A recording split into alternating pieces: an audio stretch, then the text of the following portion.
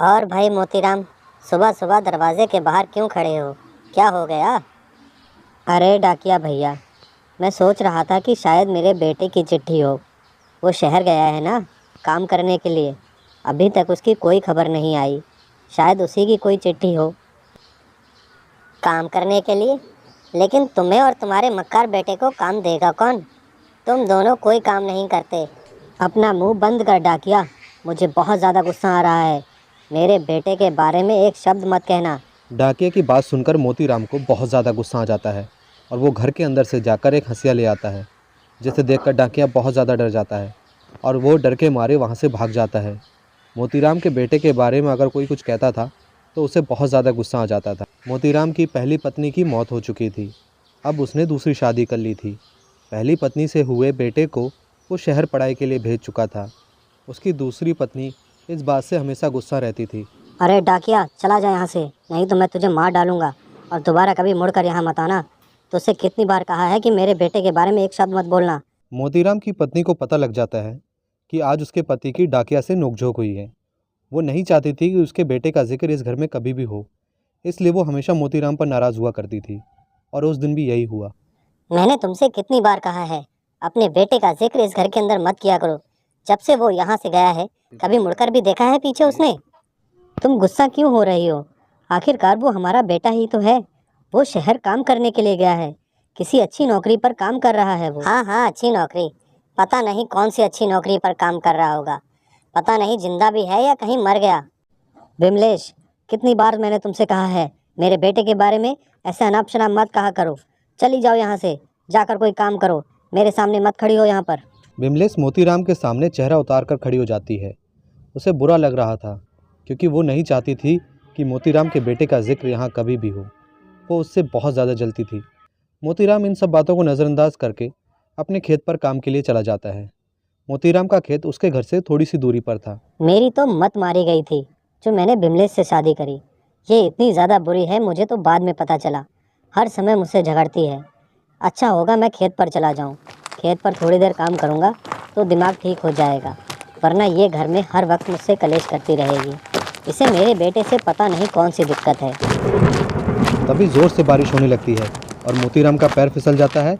उसकी ज़मीन पर गिरकर मौत हो जाती है। मोतीराम मरने के बाद एक शैतान बन जाता है। जहाँ मोतीराम की लाश पड़ी थी वहाँ पर इतना ज़्यादा पानी भर जाता है कि एक तालाब सा बन जाता है। मोतीराम का शैतान उसी तालाब के अंदर रहने लगा था। किसी को नहीं छोड़ूंगा मैं किसी को नहीं छोड़ूंगा। उस डाकिया और अपनी पत्नी को मार डालूंगा मैं।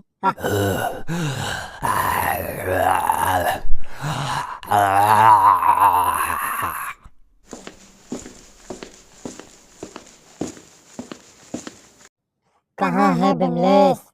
कहाँ है तू? आज मैं तुझे मारकर अपनी आत्मा को शांति दिलाऊंगा। बाहर निकल विमलेश, आज तेरा अंत करके मैं जाऊंगा। तूने मुझे बहुत परेशान किया है।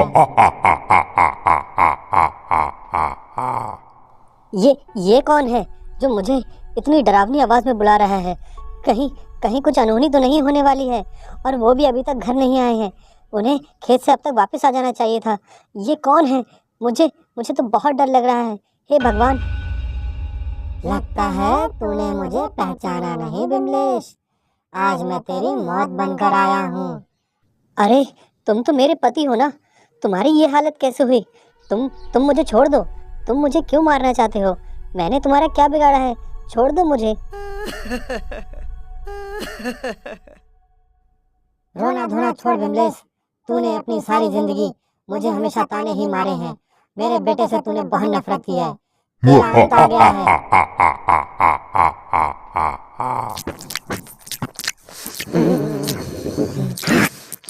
जल्दी जल्दी घर जाता हूँ।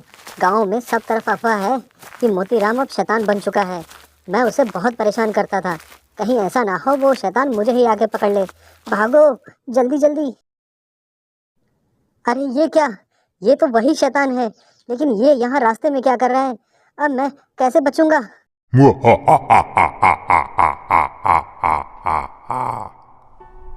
आओ डाकिया, तुम मुझे और मेरे बेटे के नाम लेकर चिढ़ाते थे ना?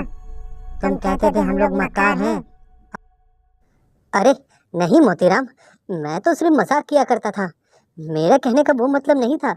तुम लोग तो बहुत मेहनती हो, भला मैं ऐसा क्यों कहूँगा। मौत सामने देखकर सब कुछ भूल गया है डाकिया।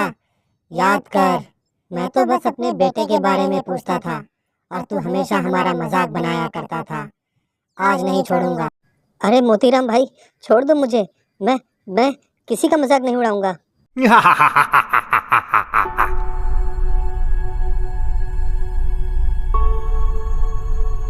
मोतीराम ने डाकिया और अपनी पत्नी दोनों को ही मार डाला और वो बहुत ज़्यादा खुश था।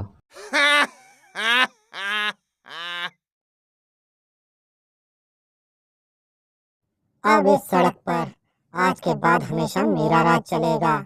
यहाँ से निकलने वाले हर इंसान को मैं मार दूंगा। आज के बाद मोतीराम के नाम से लोग डरेंगे। मेरा मजाक बनाते थे ना ये।